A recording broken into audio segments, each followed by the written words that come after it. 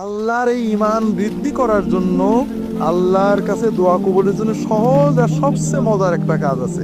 সেটা হলো অজু থাক না থাক, গোসল থাক না থাক, মাথায় কাপড় থাক না থাক, রান্নাঘরে থাকেন, মাছ করতে থাকেন, রিক্সা চালাতে থাকেন, দুটো কাজ করবেন। একটা হলো আল্লাহর জিকির করবেন, দরুদ পড়বেন, আর একটা হলো দোয়া করবেন। দোয়া মানে হাত তুলতেও জরুরি না।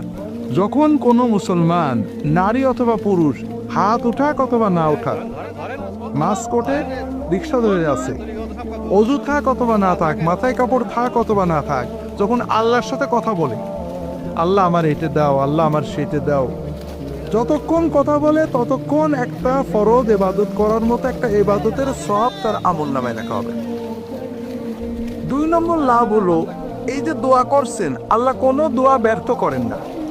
আপনি যা চাবেন, আল্লাহ এবারে ভর্তি পরীক্ষা দিছি, আল্লাহ এবার পরীক্ষা দেবো, আল্লাহ একটা চাকরি করছে, আল্লাহ আমার ছেলেটার এই অবস্থা এটা করে দেওয়া, এটা আপনি আল্লাহর সাথে বিড়বিড় করে কথা বলছেন, মনে মনে কথা বলছেন।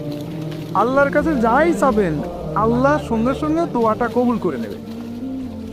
তবে আল্লাহ দেবেন 3 ভাবে, 1 ভাবে।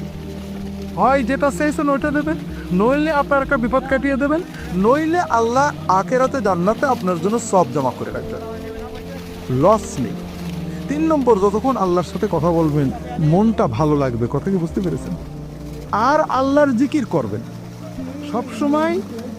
জিকির, দোয়া, দরুদ শরীফ পড়ার জন্য অজু করা জরুরি না, গোসল করা জরুরি না, টুপি মাথায় দেওয়া জরুরি না, মেয়েদের মাথায় কাপড় দেওয়া জরুরি না, পাকসা পাওয়া জরুরি না, এগুলো সকল অবস্থায় করা যায়। কথা বুঝতে পেরেছেন? এতে ঈমান মজবুত হয়, আল্লাহর দিকে মন যায়, দোয়া কবুল হওয়ার মতো পরিবেশ তৈরি হয়। কথা কি বুঝতে পেরেছেন? কাজেই প্রত্যেকেই নিজের মতো দোয়া করবেন, সবসময় দোয়া করবেন।